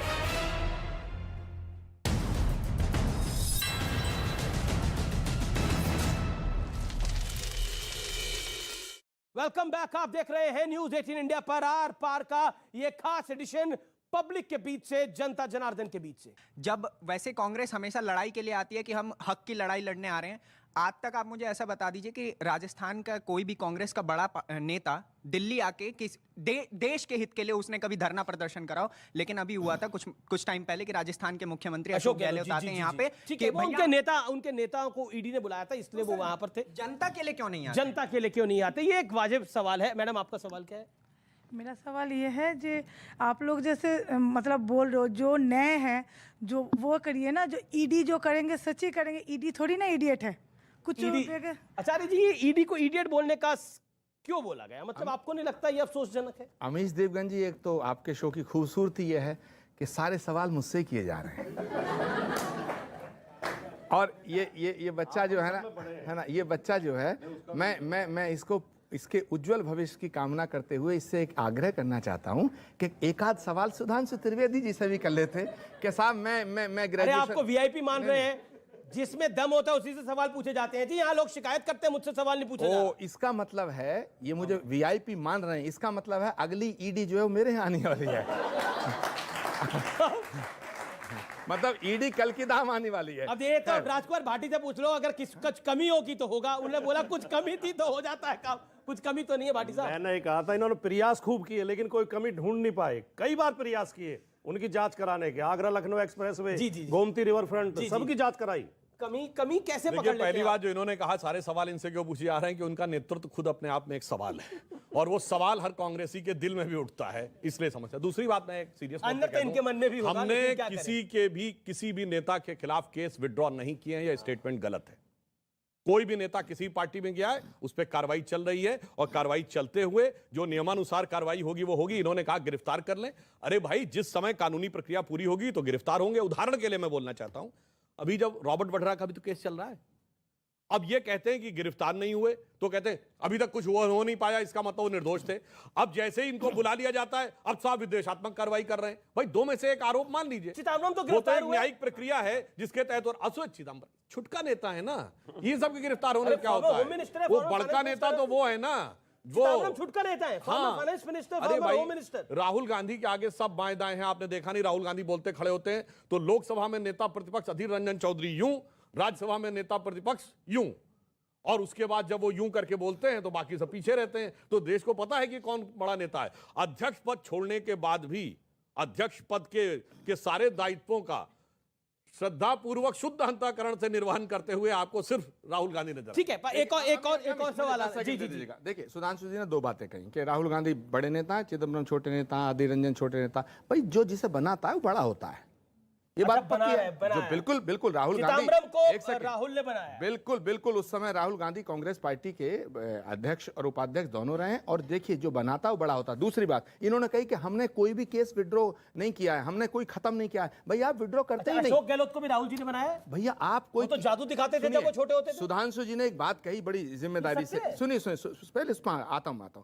इन्होंने कहा हम कोई केस खत्म नहीं करते हैं। क्यों नहीं करते हैं? क्योंकि डराते रहते हो ना, क्या खत्म कर दिया तो आपका तो हाथ से वो चाबी निकल जाएगी। आप डराते रहते हो, आप हर नेता को डराते हो। यानी अब इन्होंने कम से कम एक बात स्वीकार की कि ये बात गलत थी जो बोला गया था, केस विड्रॉ हो गए। चलिए, बाकी बात जो है इनके मन में। अब दूसरा, इन्होंने ये कहा कि वो बड़े नेता। अच्छा, तो अब मतलब ये तो मान लिया ना कि वो बड़े नेता। हाँ, देखिए, इन्होंने बड़े नेता वाली जो बात कही, इन्होंने कहा जो बनाता है वो बड़ा नेता होता है। वाकई जब राहुल गांधी महासचिव बने तो कांग्रेस 206 सीटों के साथ केंद्र में नेतृत्व कर रही थी, और उसके बाद जब उनके महासचिव रहते हुए जब वो डिफैक्टो अध्यक्ष का रोल प्ले कर रहे थे 2014 में, तो 44 सीट पे आ गई। जब डायरेक्ट अध्यक्ष थे तो 2000, आपने कहा ना बड़ा नेता, तो राहुल गांधी से क्या प्रॉब्लम है? कोई प्रॉब्लम आपको गांधी फैमिली से क्या समस्या प्रॉब्लम है? कांग्रेस को है, आपको गांधी फैमिली से प्रॉब्लम क्या है? हमें कोई प्रॉब्लम नहीं, ये हमारी पार्टी का मामला है। बताया ना, आपकी पार्टी का अंदरूनी मामला, वही तो मैं बता रहा हूं। 136 साल के इतिहास में सबसे बुरे दौर में है। और मजे की बात जानते क्या है? कांग्रेस का नेतृत्व एक से एक विराट नेतृत्व स्वतंत्रता आंदोलन के पहले से लेकर आज तक हुआ। कांग्रेस का नेतृत्व नायक बना किसी दौर में देश के लिए, किसी दौर में खलनायक भी बना, जैसे इंदिरा जी उस जमाने में। मगर पप्पू कभी नहीं बना। वो 136 साल में पहली बार आके बना। अब मुझे बोलना पड़ेगा। सुधांशु जी ने कांग्रेस पार्टी की तारीफ की। मैं सुधांशु जी आपसे कहता हूं, आप कांग्रेस ज्वाइन कर लीजिएगा, आपका स्वागत है, आप आइएगा। जिस पार्टी की तारीफ कर रहे हैं उसको ज्वाइन करना चाहिए। दूसरी बात, मैं अमीश देवगन जिम्मेदारी से कह रहा हूं, आज ही सोनिया जी बीजेपी ज्वाइन कर लें, गांधी परिवार को बिल्कुल क्लीन चिट दे दी जाएगी। हाँ, इन्होंने बहुत अच्छी बात कही। एक और बात बताऊं, इन्होंने कहा ना कांग्रेस पार्टी ज्वाइन कर लें। सारे दोष उनमें इसलिए हैं कि बीजेपी के सामने खड़े। सुनिए तो, ये 2022 है। 1922 में संघ के संस्थापक डॉक्टर हेडगेवार सत्याग्रह के लिए जेल गए थे और कठोर श्रम कारावास करके बाद वापस आए थे। 1920 में नागपुर कांग्रेस अधिवेशन में उन्होंने पूर्ण स्वराज्य का प्रस्ताव लाने का प्रयास किया था, जो कांग्रेस ने नकार दिया था। यानी पूर्ण स्वराज के आप पक्ष में नहीं खड़े थे। और 1914 में आपने अंग्रेजों का प्रस्ताव पारित करके साथ दिया था, इसलिए हम अलग हुए थे। अगर वो कांग्रेस हो जिसमें तिलक थे, जिसमें गोखले थे, उस जमाने में तो डॉक्टर हेडगेवार भी उसके साथ थे। पर राहुल गांधी और सोनिया गांधी, विरोध की सीमा यह है कि आज चिदम्बरम को छोटा नेता माना जा रहा है। अशोक गहलोत भी शायद छोटे नेता होंगे, लेकिन जब राहुल गांधी छोटे होते थे वो जादू दिखाते थे उनके घर जाकर। ये सत्य है बात, मतलब this is hard fact. Ashok Gehlot जादूगर उनको कहा जाता है, और वो जादू दिखाते थे, जादू का काम करते थे, दिखाते थे, और आज वो सीएम है राजस्थान के, तीसरी बार सीएम बने हैं, वो भी छोटे नेता हैं। मैं आपसे जानना चाहता हूं, विरोध की सीमा ये है कि अगर नरेंद्र मोदी ने बोला है कि हर घर तिरंगा लगाना चाहिए आजादी के 75वें साल में, तो जयराम रमेश उसका भी विरोध कर रहे हैं। वो कह रहे हैं ये वो लोग हैं जो हमें सिखाएंगे जिन्होंने 52 साल खुद तिरंगा नहीं लगाया। तिरंगे पे भी पॉलिटिक्स? हाँ, क्योंकि राहुल गांधी के सामने उनकी पार्टी, उनका देश, उनके आसपास के नेता और जितने भी लोग हैं वो सब राहुल गांधी से छोटे हैं। ये देश में मुझे कहने में कोई शर्म नहीं है, जब मसला राहुल गांधी का है तो उसको भी छोटा बता देंगे कांग्रेसी। जहां तक बात तिरंगे की है, तिरंगे की आड़ में कांग्रेस को सिर्फ और सिर्फ अपना परिवार, परिवार और परिवार, माताजी, बहन जी, या फिर उसके अलावा राहुल गांधी जी। और अंत में एक चीज और, जो आचार्य जी बहुत बार बार कह रहे हैं, शुरुआत में आते ही उन्होंने कहा था कि मैं उपवास पर था। अमीश जी, इनसे पूछना चाहिए था वो मौखिक उपवास पर थे या फिर शारीरिक उपवास पर थे। आते ही जैसे ही उपवास खोला उन्होंने तमाम तरह की पोल खोल दी, नेता ही मानने से मना कर दिया। वो कह रहे मेरा नेता ही नहीं है। सब मैं आपको राय ले रहा हूं, तिरंगे के ऊपर अपनी कोई अपनी बात रखना चाहता है? तिरंगा मेरा राष्ट्र ध्वज है, मेरी आन बान शान है, ये कोई पार्टी का ध्वज नहीं है। हर देश के प्रधानमंत्री ने जो आह्वान किया है कि अपने घरों में तिरंगा लगाना चाहिए, आप उसके साथ हैं, उसके विरोध में हैं? बिल्कुल मैं उसके साथ हूं। हर आदमी को उस तिरंगे का सम्मान करना चाहिए और अपने घर पर लगाना चाहिए। जी, आप में से कोई, आप में युवा पीढ़ी से मैं जरूर जानना चाहता हूं, तिरंगे के ऊपर आपकी भावना क्या है? जो देश के प्रधानमंत्री ने आह्वान किया है वो बड़ा आह्वान है कि 13 से 15 के बीच में आप तिरंगा लगाइए अपने घर के अंदर। आप उस पर क्या कहना चाहते हैं? अपना हाथ खड़ा करें, अपनी बात रखें। जी बोलिए सर, खड़े होके बोलिए। सर, तिरंगा जो है हमारे देश का गर्व है, हमारा गौरवशाली इतिहास रहा है, लेकिन कांग्रेस का एक चरित्र बन गया है कि हर चीज़ में विरोध करें। बीजेपी बोलेगी कि सांस नहीं लेना है तो हम सांस नहीं लेंगे, पानी नहीं पीना तो वो भी पे दिक्कत है, और जहाँ तक तिरंगे पे भी आज विरोध करी। तो जो इनका जो ये नीति बन गया है हर चीज़ पे विरोध करना है, ये देश को गुमराह करना। ये एक अच्छा पॉइंट है आपका, और इस सवाल को मैं आप 2-4 पॉलिटिकल पार्टी से जानना चाहता हूँ इसका जवाब। ऐसा क्यों मैसेज जा रहा है सोसाइटी के अंदर कि हर चीज का विरोध होता है, अब तिरंगे का विरोध क्यों हो रहा है? इसका जवाब क्या है? अगर आप इस पर कुछ कहना चाहे राजकुमार भाटी। एक मतलब प्रधानमंत्री ने, वो देश के भी प्रधानमंत्री, देश के प्रधानमंत्री हैं, आह्वान कर रहे हैं कि तिरंगा लगाइए अपने घर में, उसका विरोध क्यों? देखिए, तिरंगा भारत का राष्ट्र ध्वज है, तिरंगा हमारी शान है, हमारा गौरव है, वो जो सबके घर पे लगना चाहिए। मैं इस बात का समर्थन करता हूं, माननीय प्रधानमंत्री जी ने कहा कि सबको अपने घर पे फहराना, तो मैं इसका समर्थन करता हूं। लेकिन ये भी उतना ही सच है कि जब तिरंगा फहराने पे गोलियां मारी जाती थी, जब लाठियां मारी जाती थी, जब तिरंगा फहराने पे जेल भेज दिया जाता था, तब इनकी पार्टी और इनके पूर्वज तिरंगे के विरोध में थे और उनके साथ थे, अंग्रेजों के साथ उनकी मुखबरी कर रहे थे, स्वतंत्रता सेनानियों को पकड़वा रहे थे। और जब तिरंगा भारत का ध्वज बनाया गया, राष्ट्रीय ध्वज बनाया गया, तो गुरु गोलवलकर जो राष्ट्रीय स्वयंसेवक संघ के अध्यक्ष थे उस समय, वो थे, क्या पद होता है इनके यहाँ, उन्होंने बाकायदा अपने अखबार में, ऑर्गेनाइजर में लेख लिख के इस तिरंगे का विरोध किया था। कहा था 3 रंग अशुभ होते हैं। यही बात तो कांग्रेस कह रही है, यानी आप कांग्रेस के साथ है इस बात पे। तो ये भी हमें याद रखना चाहिए। ठीक है, लेकिन आज की परिस्थितियों में वो कह रहे हैं हम समर्थन कर रहे हैं। ठीक है, बड़ा अच्छा समर्थन है। ओके, आचार्य जी मैं आपके पास आऊंगा। सुधांशु, जवाब। कांग्रेस के साथ खड़ी है सपा, उसके ऊपर आपको पता है कि इन्होंने जो अभी कहा अंग्रेजों के साथ, कौन किसके साथ? 1910 में वीर सावरकर को 2 जन्मों के कारावास की सजा हुई और 1910 में कांग्रेस का अध्यक्ष था विलियम वैडनबर्न, ब्रिटिश सरकार का सेक्रेटरी। और आपको पता है रामप्रसाद बिस्मिल अशफाकुल्ला खां को फांसी किसके लिए हुई थी? काकोरी प्रकरण, जहां क्रांतिकारियों ने चंद्रशेखर आजाद के नेतृत्व में खजाने पे कब्जा कर लिया था। चंद्रशेखर आजाद जी को भी उन्होंने स्वयं अपने गोली मार ली थी। आपको पता है उस प्रकरण में अंग्रेजों का वकील कौन था? कांग्रेस के नेता जगत नारायण मुल्ला, जो इस बात को इंश्योर कर रहे थे कि अशफाकुल्ला और इनको रामप्रसाद बिस्मिल जी को फांसी होनी चाहिए, चंद्रशेखर आजाद जी को फांसी होनी चाहिए। अब मैं झंडे पे एक दूसरी बात बताता हूं, ये तो वो पार्टी है जिसने आजाद हिंदुस्तान में 1988 से लेके 1998 तक श्रीनगर में 26 जनवरी को भी लाल चौक के ऊपर झंडा नहीं फहराया गया। जब हमारी सरकार आई 99 में तो फहराया गया। और दूसरा मैं पूछता हूं, बहुत बड़े राष्ट्रभक्त थे ये नेहरू जी, प्रधानमंत्री 15 अगस्त 47 को नहीं बने थे, बने थे सितंबर 1946 में। किस झंडे के नीचे खड़े होकर शपथ ली थी? यूनियन जैक के नीचे खड़े होकर ली थी कि नहीं? आज जब कोई शपथ लेता है तो कहता है विधि द्वारा स्थापित भारत के संविधान के प्रति सच्ची श्रद्धा रखूंगा। राष्ट्रपति शपथ दिलाता है। उस समय लॉर्ड माउंटबेटन ने किसके प्रति निष्ठा की शपथ दिलाई थी? ब्रिटिश क्राउन के प्रति निष्ठा की शपथ। पूरी बात 1937 provincial assembly, 1941 provincial assembly, 1946 provincial assembly, तीन बार राज्यों की सरकारों ने यूनियन जैक के नीचे शपथ ली। जिन्होंने ब्रिटिश क्राउन के प्रति निष्ठा की शपथ ली वो आज आकर भाषण देते हैं। यह फैक्ट भी जनता को पता होना चाहिए। आप लेक्चर दे रहे हैं, 52 साल तक नहीं करा। वो कहते हैं आपने ब्रिटिश क्राउन की शपथ लेकर प्रधानमंत्री बनवाया पंडित नेहरू को। जवाब इस बात का। और संबित पात्रा ने एक बात बोली थी कि नरेंद्र मोदी अगर किसी दिन बोलेंगे कि सांस लीजिए विपक्ष वालों को, तो ये सांस लेना बंद कर देंगे। देखिए अमीश देवगन, पहली बात तो ये है कि सुधांशु जी जिस तरह की बात कर रहे हैं वो तो ये कहना चाहते हैं जैसे देश की आज़ादी की जब लड़ाई लड़ी जा रही थी तो भाजपा ने लड़ी थी, जबकि भाजपा का नाम और निशान नहीं था। नंबर एक, जिस कांग्रेस पार्टी के नेताओं ने कुर्बानियां दी, बलिदान दिया, त्याग तपस्या और जेलें काटी, उस कांग्रेस ने जिस समय देश को आज़ाद कराया, उस कांग्रेस के तमाम नेताओं को दरकिनार करके ये सिद्ध करना चाहते हैं कि देशभक्त पार्टी अगर है तो बीजेपी है, कांग्रेस देशद्रोही पार्टी है। तीसरा पॉइंट, नहीं आप तो कह रहे बीजेपी देशद्रोही पार्टी है। मैंने नहीं कहा जी, हमने कहा अंग्रेज भक्त पार्टी थी। इनको नहीं टोका, मुझे मत टोकिए। सुधांशु जी से मैं पूछना चाहता हूं, पंडित नेहरू कितनी बार जेल गए? उनकी पत्नी कमला नेहरू, इंदिरा गांधी की मां, 14 साल जेल में रही। मैं आप ये कहना चाहता हूं सुधांशु त्रिवेदी जी से कि गांधी और तिरंगा ये हमारे दिल में है। हमने तो प्रधानमंत्री जी के कहने पे घंटा बजाया, हमने तो ताली बजाई, हमने तो थाली बजाई, हमने तो दीप जलाया। अरे देश का प्रधानमंत्री भाजपा का नहीं होता, देश का प्रधानमंत्री देश का होता है। और अगर देश का प्रधानमंत्री देश के हित में बात करता है हम उसको फॉलो करेंगे।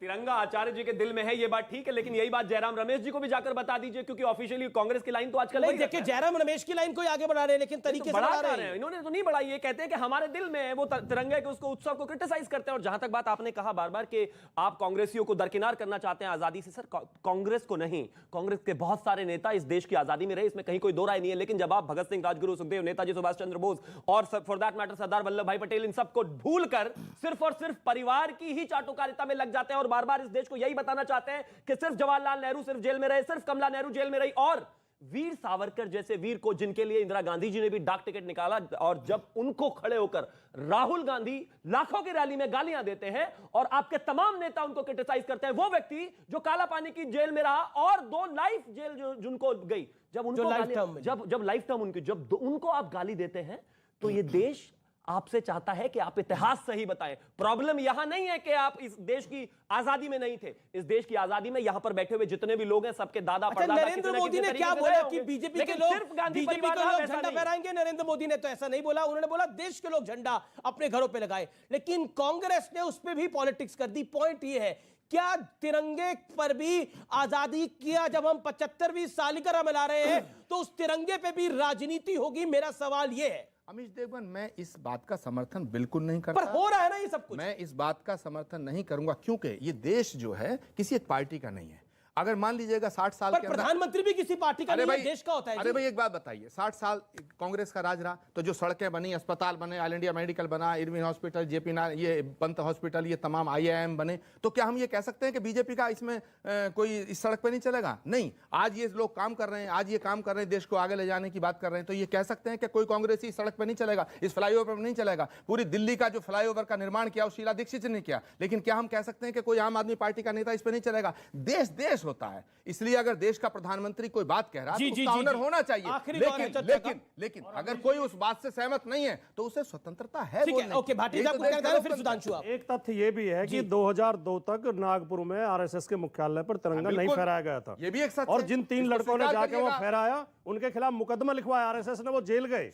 और आज भी RSS के सम्मेलनों में तिरंगा नहीं फहराया जाता, आज भी। ये भी एक तथ्य है। नहीं फहराया जाता, आप कभी भी देख लें। अब बताता हूं, ये बताइए 2002 तक क्या गैर सरकारी संस्थानों पर तिरंगा फहराया जा सकता था? सब फहराते थे। 15 अगस्त क्या बात कर रहे हैं? कांग्रेस पार्टी के नेता थे नवीन जिंदल जो कोर्ट गए, उससे पहले सिर्फ सरकारी संस्थानों के ऊपर झंडा फहराया जा सकता था। हाँ, 26 जनवरी को हमारे यहाँ भी फहराया जाता था, परंतु सरकारी ये बताइए RSS का सरकारी संस्थान था क्या? 26 जनवरी को RSS सरकारी संस्थान था क्या? 26 अरे भाई 2006 से पहले किसी को अधिकारी नहीं था, उसके बाद हल्ला मचाते हैं। अब दूसरी बात, मेरी बात सुनिए। क्या RSS के मुख्यालय में महात्मा गांधी की तस्वीर है? आज ही बता दीजिएगा महात्मा गांधी की अरे तस्वीर सुनिए, है या अरे, नहीं है? हाँ, आप बिल्कुल बता बताता दीजिएगा। हूं। सुनिए, विश्व हिंदू परिषद के कार्यालय में महात्मा गांधी की तस्वीर है या नहीं है? बताइए। बता रहा हूं आज बताइए। हाँ, आज भी तस्वीर अरे नहीं है। भाई सुनिए, महात्मा गांधी की जवाब तस्वीर सुनना पड़ेगा। उत्तेजित हो रहे आज भी नहीं है। आचार्य को उत्तेजित नहीं होना चाहिए। जवाब सुधांशु जी। ऐसा है, जब संघ के शिविर लगते हैं तो प्रातः काल 5 बजे जगाने के बाद एक प्रातः स्मरण कराया जाता है, जिसमें अनादिकाल से आज तक जितने भारत के महापुरुष हुए सबका नाम लिया जाता है, उसमें महात्मा गांधी का भी नाम है। पर अफसोस की बात यह है कि इन लोगों ने क्या किया, अभी कह रहे थे ना जयराम रमेश की बात, साहब महात्मा गांधी की समाधि पे लिखा हुआ है हे राम, और इन्होंने हलफनामा दे दिया कि राम झूठे थे, राम काल्पनिक थे। यानी महात्मा गांधी की समाधि पे लिखा हुआ काल्पनिक है, झूठ है। महात्मा गांधी का राम राज्य जो राजनीतिक दर्शन था वो खोखला था, वो छलावा था। रघुपति राघव राजा राम जो हमने भी कहा है वो क्या था, वो काल्पनिक था। अरे भाई, महात्मा गांधी की तो आत्मा की हत्या कर दी उस दिन जिस दिन इन्होंने कोर्ट में हलफनामा देके कहा कि राम थे नहीं। और आज मैं ये कहना चाहता हूं कि महात्मा गांधी अगर आज के दौर में होते और राम राज्य की बात करते तो एक बयान आता कांग्रेस की तरफ से कि ये सांप्रदायिक बात है। अगर समाजवादी पार्टी होती तो उनका बयान आता कि देखिए ये किस तरह से सांप्रदायिक बात कर रहे हैं, और ओवैसी उठते वो कहते हैं ऐसा कैसे कर सकते हैं, देखिए मुसलमानों को दरकिनार करने की कोशिश है। अगर महात्मा गांधी आज के इस दौर की राजनीति में होते तो महात्मा गांधी को भी सांप्रदायिक घोषित कर दिया होता इन तथाकथित सेकुलर सूरमाओं ने। इसमें मुझे कोई दो राय नहीं है, क्योंकि वो दौर था जहां पर रघुपति राघव राजा राम हिंदू और मुसलमान सब गाते थे, लेकिन कोई उफ तक नहीं करता था। लेकिन आज ये वो दौर है जिसमें वंदे मातरम का नारा लगाने में भी सांप्रदायिकता लोगों को दिख जाती है। ये भी एक दौर है। और यहां पर लोग, मैं एक विधानसभा की नहीं बात करा, बिहार से लेकर यूपी तक, यूपी से लेकर आप चले जाइए केरल तक, वंदे मातरम का नारा नहीं लगाने पर आपको तालियां मिलती है सेकुलर सूरमाओं की। यह भी बात सत्य है। मैं बढ़ता हूं आगे और ऑडियंस के पास जाता हूं और आपसे राय लेना चाहता हूं। ईडी और इनकम टैक्स अगर किसी राजनेता पे अगर छापा मारती है, पूछताछ करती है, लंबे समय तक चलती है, तो बीच में आप लोग अपने स्पीच में और अपने डिबेट में उनका नाम लेकर उनको बदनाम ऐसा करते हैं क्या, जिससे उनका पॉपुलैरिटी जो कम हो और उसका फायदा आपको मिले? ऐसा होता है क्या? आप लोग ऐसा करना चाहते हैं? आप ठीक है, जांच तो बड़े टाइम तक चल रही है, आप लोग बदनाम ज्यादा करते हैं। राहुल गांधी पर जांच चल रही है, बदनाम ज्यादा कर रहे हैं, बेल पे बाहर है, बेल पे बाहर है, बेल पे बाहर है। लगातार आप हो गए, संबित पात्रा हो गए, बीजेपी के बाकी नेता हो गए, स्मृति जी हो गई, सब लोग ऐसा बोलते हैं। चलिए, वो तो बेल वैसे तो आप भी यही काम कर रहे हैं। एक बेल पे बाहर है, बेल पे बाहर है, सुनिए बेल पे मान्यवर, जो एक काम बात ये इनसे छूट जाता है वो आप कर देते हैं। एक बात बताएं, बेल पे तो वो हैं और न्यायालय के द्वारा है, सरकार के द्वारा नहीं है, ठीक है। मगर ये तो न्याय निर्णय होने के बाद चिल्लाते रहते हैं। 2G, 3G, 4G है ना, उसमें कोई दोषी नहीं ठहराया गया, फिर भी ये चिल्लाते रहते हैं। अभी रावट वाड्रा पे कोई केस, अच्छा ये बताइए, आचार्य जी हुआ, ये चिल्लाते रहते हैं। आचार्य जी सुनिए आचार्य जी एक सवाल, दिल्ली के जो राइट्स हुए उन पर कांग्रेस के कुछ नेताओं को सजा हो गई, कुछ नेताओं को बरी कर दिया गया, फिर भी ये चिल्लाते रहते हैं। अरे भाई, कहां बरी कर दिया गया? किस नेता को बरी किया गया? केसेस विड्रॉ किए, यही अंतर है। केस विड्रॉ कर लिए सीबीआई ने, क्या बात कर रहे हैं? अरे क्वाट्रोची पे केस विड्रॉ कर लिया, हम इनको रेड कॉर्नर नोटिस खारिज करवा दिया जाके। हम इनको सुई चुभोते हैं तो ये चिल्लाते हैं, ये हमारे भाला भोंकते हैं, फिर भी हम न चिल्लाएं। रोज भाला भोंकते हो, सुई चुभो रहे, भाला लग रहा है आपको। अच्छा एक सेकेंड, अब मैं ना भाला अपना, अब कोई भाला नहीं भोंकेगा, कोई सुई नहीं भोंकेगा। एक सवाल का जवाब दीजिए आचार्य जी, और मैं फिर उसके बाद एक लाइन बोल दूं। जी जी जी जी, ये बताइए, ये 2G हमारे जमाने में शुरू हुआ था कि आपकी सरकार के जमाने में? कोर्ट के द्वारा शुरू हुआ था? नहीं, जो कोयला घोटाला आपकी जमाने में शुरू हुआ। जब कहें कोर्ट तब के शुरू द्वारा हुआ। शुरू हुआ। मेरा ये बताइए, सीबीआई तोता है, ये किसके लिए कहा गया? जानते कब कहा गया? कोयला घोटाले में ये सर्वोच्च न्यायालय ने कहा कि आप हलफनामा देंगे और किसी पॉलिटिकल व्यक्ति को नहीं दिखाएंगे। ये कहा गया सरकार के द्वारा कि हमने नहीं दिखाया। जब सीबीआई के अधिकारियों को तलब किया गया तो उन्होंने कहा कि हाँ, पीएमओ के अधिकारियों को बुला के दिखाया गया था। ये आपके जमाने में हुआ था जनाब। भाले तो आपने भोग रखे हैं अपने, तो आपके वो हैं, और उसके बाद हम पे ऊपर कह रहे हैं। सुधांशु जी नोट कर लेना, जब सरकार बदलेगी तो बताऊंगा सीबीआई तोता है या मैना, याद कर लेना। मतलब आज साबित कर दिया। कहते कहते दिल की आरज़ू जुबान पे आ गई, कहते कहते ये तो एक्सेप्ट कर लिया आपने, ये तो एक्सेप्ट कर लिया आपने।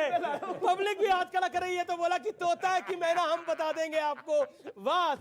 अच्छा, अब आपने जब इतना आप सच बोलने के मूड में ही है तो एक सवाल का आप जवाब दे दीजिए। इतना टूटा है ना, बात सब कुछ बोल आप सच बोलने के मूड में आचार्य जी, तो मेरा भी मन करा मैं कुछ सवाल पूछ लेता हूं। अच्छा ये बताइए, गाड़ी जलाना, ट्रेन रोकना, स्कूटर चला देना, सामान्य लोगों को परेशान करना सत्याग्रह की नई परिभाषा है महात्मा गांधी की। कांग्रेस के किसी नेता ने ट्रेन जलाने का समर्थन ना किया है ना करेंगे। भारत की सरकार, भारत की संपत्ति को नुकसान पहुंचाना गलत है। सवाल आ रहे हैं, लेकिन मेरा वादा है आपको, इस हफ्ते की सबसे बड़ी बाइट मैं आपको सुनाने वाला हूं। इस हफ्ते की सबसे बड़ी बाइट आपको गेस करना है वो नेता कौन है और किस पार्टी का है। सबसे बड़ी बाइट मैं बता रहा हूं, वो नेता ना बीजेपी का है ना कांग्रेस का है, वो किस पार्टी का है आप गेस करिए। व्यूअर्स, इस हफ्ते की सबसे शानदार बाइट आपको मैं सुनाने वाला हूं। ईडी का चक्कर क्या होता है वो कुछ देर में मैं आपको बताऊंगा, लेकिन आपका सवाल मैडम लगातार है और आप सवाल पूछ चुके हैं, आपका हाथ खड़ा कर रहे हैं। अभी स्वामी जी ने कहा कि जब सरकार बदलेगी, तो स्वामी जी इस पे मैं कहूंगी मुंगेरी लाल के हसीन सपने, देश जाग चुका है, राष्ट्रवाद लोगों के दिलों में जाग चुका है, लोग समझ चुके हैं। ठीक है, ये मैडम आपका सर सवाल है। सर मेरा नाम अली मुर्तजा है। सर मेरा सवाल है सुधांशु सर से। सुधांशु सर, आप ये बताइए कि जब भी कोई आपके खिलाफ जाता है, बीजेपी के खिलाफ बोलता है, तो ऐसा लगता है कि उनके खिलाफ ईडी की कार्रवाई हो जाती है, जैसे राहुल गांधी के खिलाफ हुआ, अभी सोनिया गांधी के खिलाफ हुआ। मतलब जो देश का असल मुद्दा है, जैसा कि आपने दही पर, छाछ पर और भी कई चीज़ों पर आपने जीएसटी लगा दिया सर, वो तो सबसे अच्छा हुआ कि आपने तो क्या कहते हैं अंतिम संस्कार पर आपने नहीं जीएसटी नहीं लगाया सर। सवाल है पब्लिक का। सुधांशु भाई शानदार सवाल है, जवाब दीजिए भाई। इन्होंने अच्छा सवाल किया है। पहली बात तो मैं बार बार बता चुका हूं कि ये केस 2013 का है, हमारी सरकार आने से 1 साल पहले का। वो कह रहे हैं अंतिम संस्कार को आपने अब आ रहा हूं इसके लिए इसके शुक्रिया। ऊपर। हर बार टैक्स की बात करता हूं भाई। ये बताइए, ये तो अब फैक्ट अवेलेबल है कि जब जीएसटी नहीं था, वैट था, तो इन सारी चीजों पे इससे कहीं ज्यादा टैक्स था। हमारे में टैक्स 2% कम हुआ है, 7%, 8%, 5% था। सुधांशु जी की बात का अर्थ ये निकलता है कि हमारा आप लोग सब नासमझ हैं। इन्होंने महंगाई घटाई है, सारी चीजें सस्ती हो गई हैं, इन्होंने टैक्स कम किए हैं, देश में राम राज है, बिल्कुल लोग वाहवाही कर रहे हैं। क्या चाहते हैं श्रीलंका बन जाए देश? क्या आप श्रीलंका बनाना चाहते हैं देश को हम लोग? आचार्य प्रमोद कृष्णम, आप लोगों ने भी सत्ता बहुत चलाई है और ये जो फ्री वाली पॉलिटिक्स है, इससे देश को नुकसान हो सकता है। हमने श्रीलंका का हश्र देखा है। There is an economic management which state governments, which central government have to do. एक सिस्टम बनाना पड़ता है और समाजवादी पार्टी ने भी कई बारी उत्तर प्रदेश में सरकार चलाई है और उस सिस्टम को, प्रूडेंट सिस्टम को फॉलो भी किया है। क्या आपको लगता नहीं है कि कहीं ना कहीं देश हित के साथ समझौता हो जाता है जब हम फ्री की सियासत करते हैं, फ्री की पॉलिटिक्स करते हैं? देखिए अमित जी, पहली बात तो मैं श्रीलंका से अपने देश की तुलना नहीं करना चाहता, क्योंकि हमारा देश महान देश है। सीखना तो सबसे चाहिए। भारत हमारा पर सीखना तो हर किसी की गलती से चाहिए। श्रीलंका भारत कभी नहीं बन सकता और भारत श्रीलंका कभी नहीं बन सकता। दूसरी बात, पॉजिटिव सोचना चाहिए, देश के खिलाफ इस तरह की बातें मत करें। Very good, very good. दूसरी बात, मैं पूरी बहस पर सिर्फ एक ही बात कहना चाहूंगा कि सुधांशु त्रिवेदी जी जो कर रहे हैं वो भी सही है, जो ये कह रहे हैं वो भी सही है, जो ये टैक्स लगा रहे हैं ये बहुत अच्छी बात है, और थोड़ा कम लगाया, थोड़ा ज्यादा लगाओ, ताकि देश की जनता को पता तो लगना चाहिए। लास्ट 5 सेकंड मैं ये कहना, सुधांशु जी अब तो मैं यही कहना चाहूंगा कि हम आहा भी भरते हैं, हो जाते हैं बदनाम, ये कत्ल भी करते हैं तो चर्चा नहीं होता। जी देखिए, कई बार हम चीजों को समझ नहीं पाते। इंटरेस्टिंग पॉइंट मैं आपको बताता हूं, जो फैक्ट भी है। जब जीएसटी काउंसिल होती है तो उसके अंदर विपक्ष के भी राज्य होते हैं। एक राज्य ने भी विरोध नहीं किया था जब पैक्ड फूड पर जीएसटी लग रहा था। Not even a single finance minister of a single state objected it, beat Bharatiya Janata Party, beat opposition, beat combined opposition. That's my point. कुल मिलाकर जो जीएसटी काउंसिल में डिसाइड हुआ वो लागू हुआ है, लेकिन राजनीति बहुत खराब है जी। यहां पर जीएसटी की काउंसिल में जो कहा जाता है वो पार्लियामेंट में नहीं कहा जाता, और ये बात सत्य है। जीएसटी काउंसिल की फाइंडिंग्स में ये चीज सामने आ रही है, लेकिन मैं अपना वादा हमेशा निभाता हूं। और अब वक्त है बाइट ऑफ द वीक देखने का, और इस बारी बाइट ऑफ द वीक का कोई नॉमिनी नहीं है, एक ही विजेता है, वो है ईडी की मार झेल रहे आजम खान। वो क्या कह रहे हैं सुनिए जरा। हमने ना लुल्लू देखा ना लोलू देखा, हम आज तक किसी मॉल में गए नहीं। जो लोग जानते हैं उनसे पूछिए, लुल्लू लोलो टुल्लू टोलो। ये देखिए ईडी का हाल क्या हो जाता है शिवम त्यागी। अब देखिए उनको लुल्लू मॉल नहीं दिख रहा, उनको टोलू दिख रहा है, लोलू दिख रहा है, क्या क्या दिख रहा है उनको। देश ने उनके बारे में तमाम चीजें पढ़ी जब वो 1 साल से ज्यादा जेल में थे, लेकिन इस बाइट ने उनको एक तरीके से फिर से रीपैकेज करके जनता के सामने ला दिया। खास बात है ये, लेकिन ये ईडी का हाल है। ये नहीं, ईडी का मामला नहीं है, ये उनके पार्टी का अंदरूनी मामला है। चचा जान को भतीजे ने जो दांव दिया है जिसके बारे में जब वो जेल में गए थे तो शिवपाल जी ने भी बाहर निकलकर व्यक्त की थी। ये भी मिलने वो गए दिल थे का उनसे एक भाई। पीस, ये भी गए थे, ये भी और मिलने कुछ गए ना थे कुछ, अब उनसे। पता नहीं ये बोलेंगे नहीं बोलेंगे, आजम खान, पर ये दिल इनके की वो दोस्त हैं टीस आजम खान। जो अच्छा, टीपू ने टीस दी आप है, क्या सुनिए, कह रहे हैं? जो ये भाई टीपू ने टीस दी है वो टिल्लू लिल्लू के रूप में बाहर आ रही है। जी आप क्या कहना चाहते हैं आचार्य जी? देखिए पहली क्या बात धर्म संकट तो नहीं है तो बोल दीजिए। आजम खां पे जहां तक बोलने का, अच्छा आप अखिलेश जी की तरफ हैं, आप शिवपाल जी की तरफ हैं?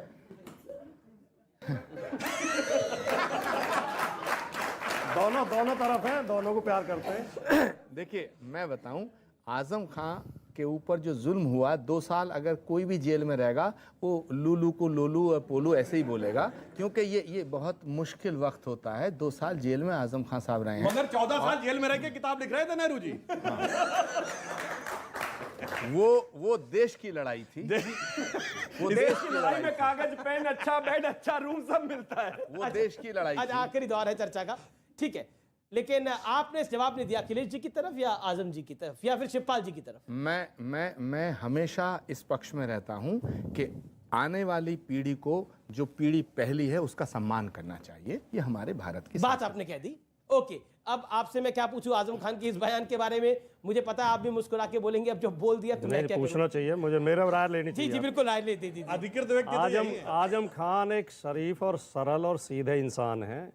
सरल व्यक्तियों का इस तरह मजाक उड़ाना अच्छी बात नहीं है। देश के लिए इस तरह मजाक उड़ाया जा रहा है। सवाल वो सज्जन व्यक्ति हैं, ज्यादा तिकड़म नहीं जानते, ज्यादा हाँ बिल्कुल तिकड़म नहीं जानते। आजम खान तो बहुत शरीफ है, शराफत की मूर्ति है आजम खान। आपकी अपनी सरकार में आजम खान जी एक बड़ा फेमस उनका एक जुमला हुआ करता था कि आप आजम खान के सामने खड़े हैं, ऊपर खुदा और नीचे आजम खान, जो मैं चाहूंगा वही करूंगा। बहुत शरीफ आदमी है वो। कहते थे कि पश्चिमी उत्तर प्रदेश के अंदर मुख्यमंत्री कोई भी हो लेकिन आजम खान मुख्यमंत्री रहता है जब सपा की सरकार आती है। लेकिन आजम खान शरीफ आदमी है। बहुत बहुत शुक्रिया आपका इस चर्चा में जुड़ने के लिए। आप तमाम लोगों का भी बहुत बहुत शुक्रिया। इस चर्चा को आज यहीं समाप्त करते हैं।